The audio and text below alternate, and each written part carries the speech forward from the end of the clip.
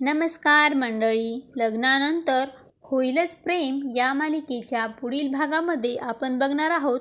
मानिनीताई हॉलमध्ये असतात तेव्हा नंदिनी ही कामवाल्या मावशींना सांगत असते, माझ्या रूममध्ये जा आणि तिथे एक आनंद निवास असे लिहिलेली एक पिवळ्या रंगाची फाईल आहे, ती घेऊन या.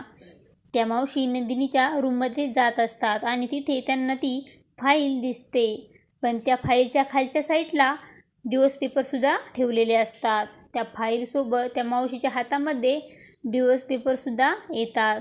जीवा मात्र तिथेच असतो, पण तो फोनवरती बिझी असल्यामुळे त्याच्याही लक्ष जात नाही आणि तो त्या मावशीला मावशी फाईल घेऊन खाली हॉलमध्ये येतात.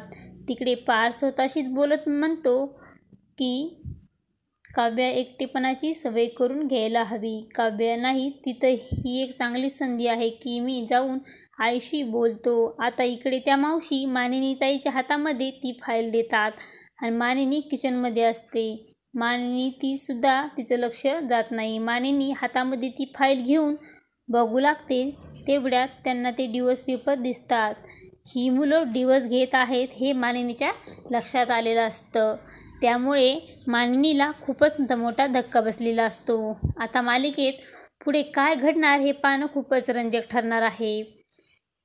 लग्नानंतर होईलच प्रेम या मालिकेचे सर्व अपडेट्स पाहण्यासाठी आपल्या चॅनलला लाईक करा, शेअर करा आणि सबस्क्राईब करायला विसरू नका. धन्यवाद.